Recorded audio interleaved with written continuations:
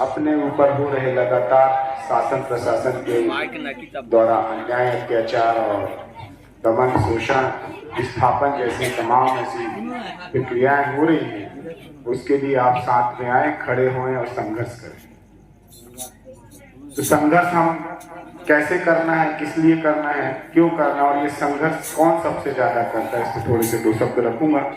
क्योंकि कल शहडोल है, शहडोल के बाद मंडला है, मंडला के बाद सिवनी है। लगातार मेरे जो है कार्यक्रम अभी चल रहे हैं। समाज को जगाने का मैं एक छोटा सा प्रयास हमारे पुरखों के, हमारे महान क्रांतिकारियों के कदमों को आगे बढ़ाते हुए दादा हीरा सिंह मरकाम, दादा सुरेंद्र सिंह ताराम, दादा मोतीराम कंगाली और उनसे पहले हमारे बिरसा मुंडा, कंटिया मामा, शंकर साह, कुंवर रघुनाथ साह और रानी दुर्गावती जी ने जो कार्य किया था, उसी कार्य को मैं जो है आपके ओर आने वाली पीढ़ी को जिंदा रखने के लिए, आने वाली पीढ़ी को सजोने के लिए मेरा एक कदम आपकी पीढ़ी को संरक्षित करने की ओर। तो साथियों, सबसे पहले इस उदारी की खेरोदाई, मेड़ोदाई, पंगत, पनिहारदाई, पाटवा और विमान पर ठाक पे खिला मुठवा दादा को सेवा जोहार करते हुए और नार की व्यवस्था को व्यवस्थित करने वाले हमारे मुठवा भूमका मुकदम के चरणों में सेवा जोहार करता हूँ।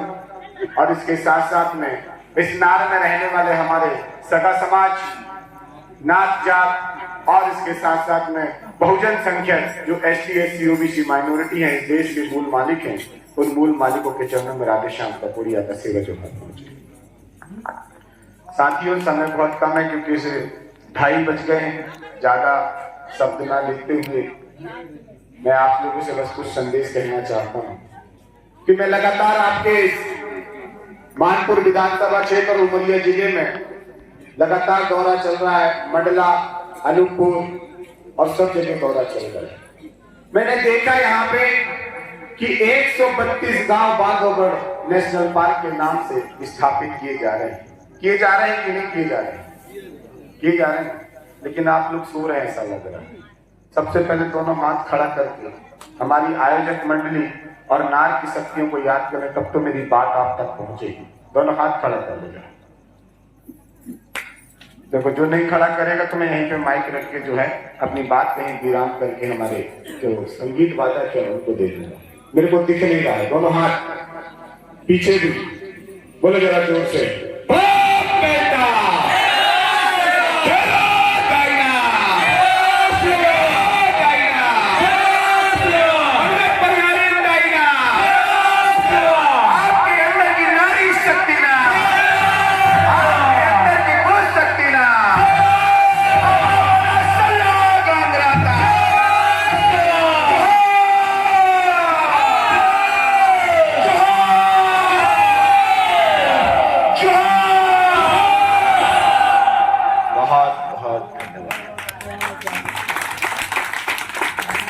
घबराना नहीं है।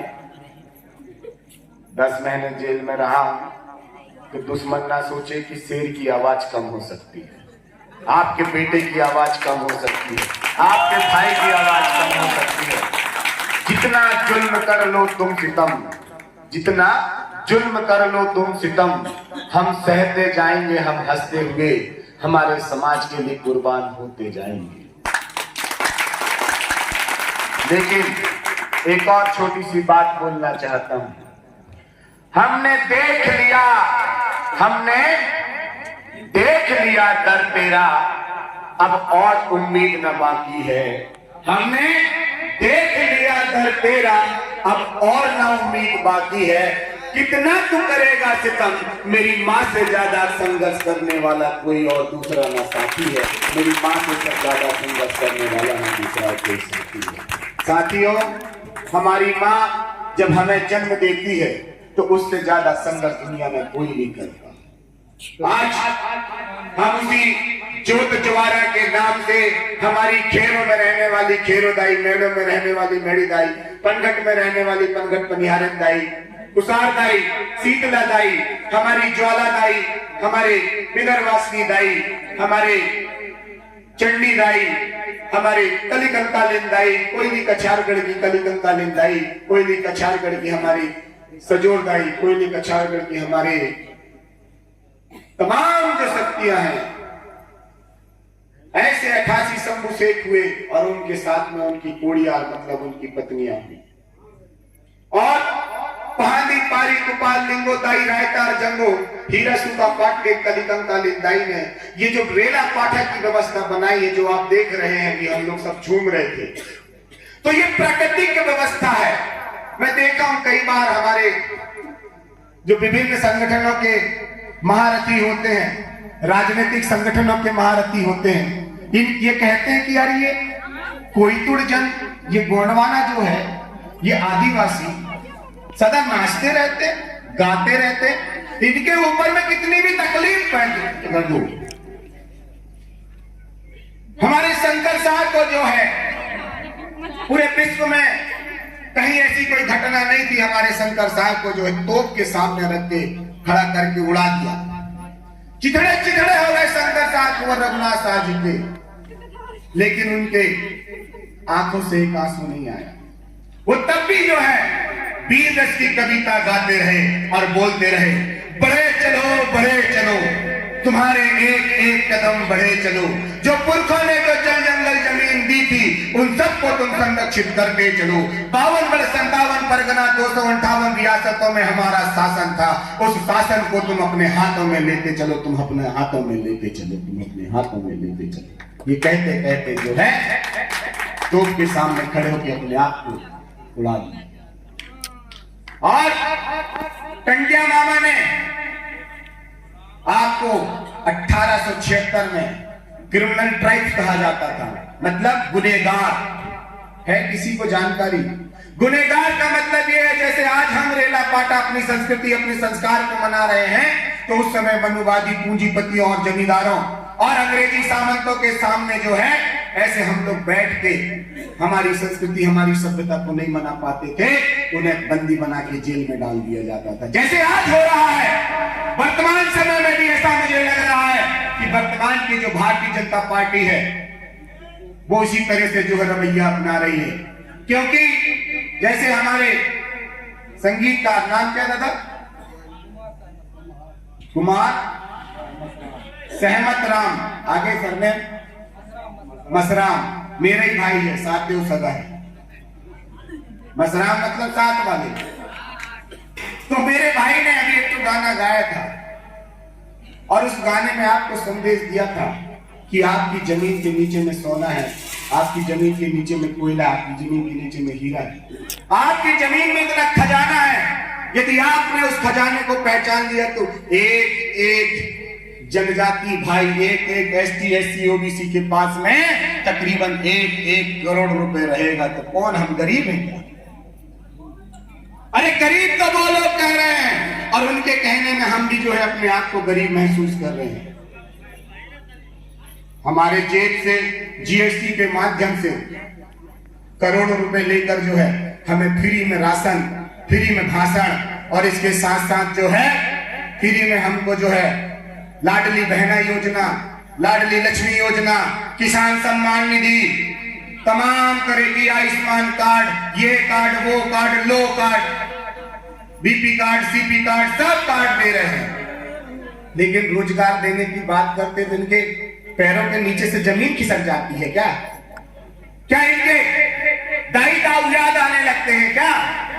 क्या इनको इनकी नानी याद आने लगती है क्या? जब ये बहुजन समाज जो 85% समाज है बोलता है कि भीख हमको नहीं चाहिए, हमको रोजगार दे दो, हमारे हाथ में काम दे दो, हम मेहनत कश लोग हैं, हम अपने खेत में जो है खून पसीना बहाकर अनाज उगाकर पूरे देश को पालने वाले हैं।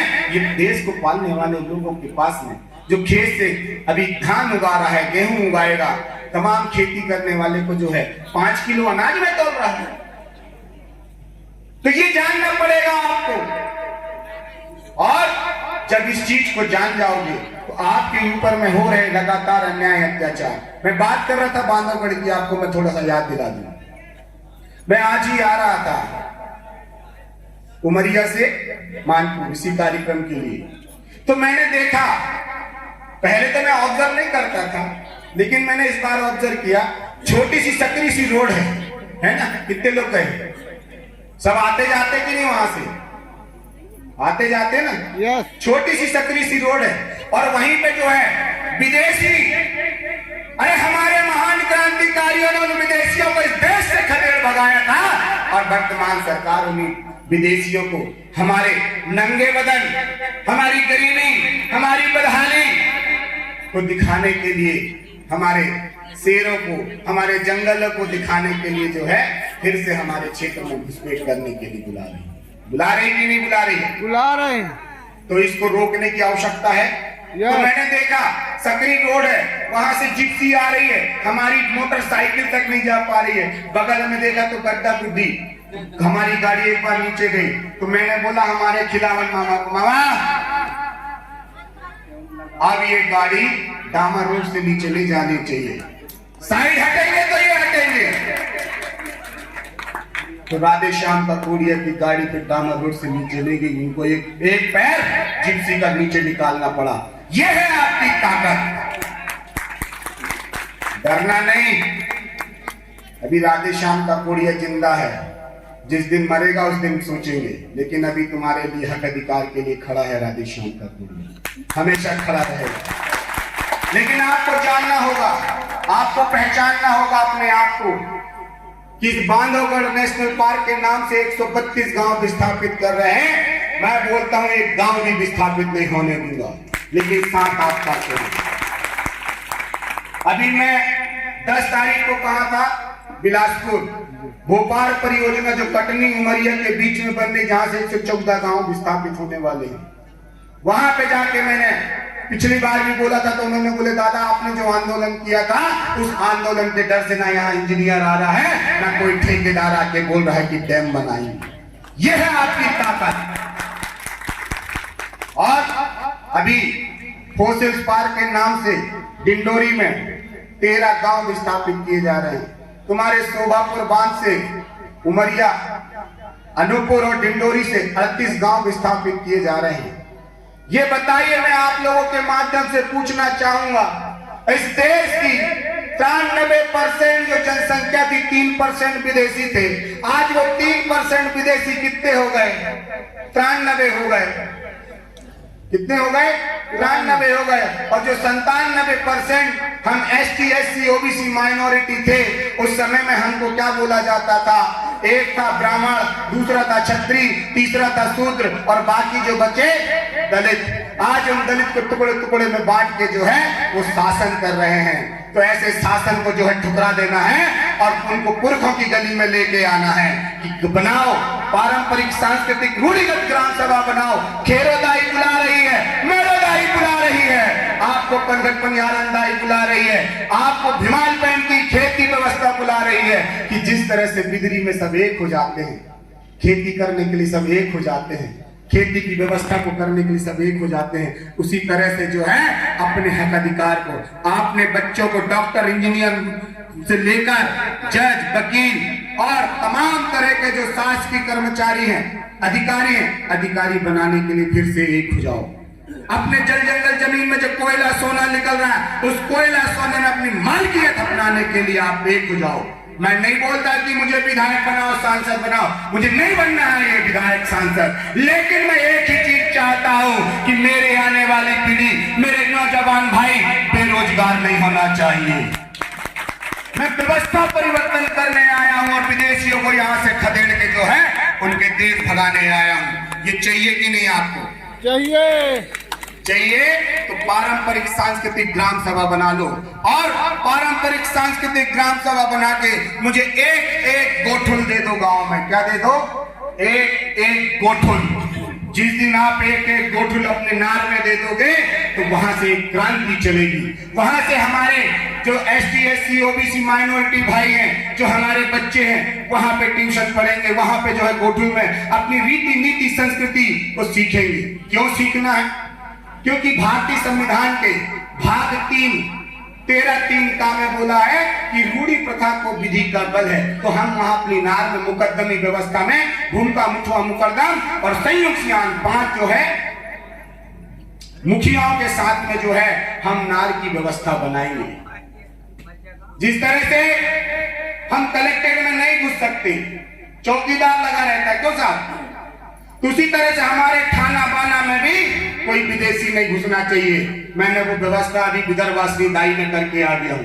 पूरा विदेशीपन उतार के फेंक के आ गए हैं। दाई ने बोला कि सब ठीक कर दो, हमने सब ठीक कर दिया। आज दाई अपनी निर्मल अवस्था में आ गई है। आज दाई इतनी खुश है कि आपके नार को भी खुश करने आ गई है। तो ये शक्ति है आपकी। उसको नहीं चाहिए नारियल, उसको नहीं चाहिए ये चुन्नी। यदि यहाँ पे आप जो है बढ़िया खम्मा खाम बढ़ा के और यहाँ पे मंडा डाल देते, बढ़िया जो है वहां पे छील के पत्ते डाल देते, कितना अच्छा लगता है। नहीं लगता है? अच्छा लगता है। पुरान हर्रा लगे ना फिट करिए और काम चोखा। कौन सा पैसा लगना है? ये तो पैसा विदेश के पास में जा रहा है। कोई आपका व्यापार है क्या? बताओ, कपड़ा बनाने का है क्या व्यापार? अगरबत्ती बनाने का व्यापार है क्या? नहीं। हमारे पुरखे बोल रहे तुम क्या करो, छीन का पेड़ छीन के लगा दो, छा दो यहाँ पे क्या मंडा, और क्या करो सरई पेड़ लगे, कितने पूरे सरई का जंगल है। सरई पेड़ की रार निकलती है, कंडा निकलता। भैंस है हमारे यहाँ, गाय है। अरे गाय नहीं भी है तो अलग करो गाय वाय को। हम भैंस बोदा वाले थे, क्या थे? भैंस बोदा वाले। आज ऐसी गाय पकड़ा दी है तुम्हारे हाथ में ना, 1 लीटर दूध दे रही ना, आधा लीटर दूध दे रही, लेकिन फिर भी लगे हट हट हट। और विदेशी क्या बोले? गाय हमारी माँ है। तो हमारी माँ क्या है? यदि गाय तुम्हारी माँ है तो बैल तुम्हारा बाप है। हमारी माँ तो हमारी क्या है? खेरो दाई है, मेड़ो दाई है, पंडित बनियारन दाई। हमारी पुरखैली व्यवस्था हमारी माँ है। हमारी माँ मावा वाना सल्ला गांगरा है, हमारी माँ गाय नहीं। जो गाय बोलता है हमारी माँ, तो रोड में देखना, भी हम जाएंगे गाड़ी में तो रोड में पूरी गाय बिखरी पड़ी है। वो गाय के नाम से जो है बड़े बड़े संस्थान खोल के करोड़ों रुपए कमा रहे हैं। तुम्हारे इस उमरिया जिले का CSR का पैसा पूरा कहाँ जा रहा है? उन आर्यों के पास जा रहा है। उन RSS सहपुरा में कौन सा वो है जनजाति कल्याण आश्रम, कहां पे? बरगांव में। पूरा पैसा बरगांव में जा रहा। 300 करोड़ की बिल्डिंग बननी। कितने करोड़ की? 300 करोड़। यदि वो 300 करोड़ आपके गांव में आता तो गांव निर्मल नहीं हो जाता। ये स्मार्ट सिटी की बात करते राधे श्याम का कोई स्मार्ट गांव की बात कर रहा है कि गांव को स्मार्ट बना दो, हमारे बच्चों को जो है पढ़ा लिखा कर कलेक्टर डॉक्टर बना दो, पूरा देश बदल जाएगा। बदलेगा कि नहीं? बदलेगा। तो आप चाहते हैं बदलना तो जोरदार ताली बजाओ।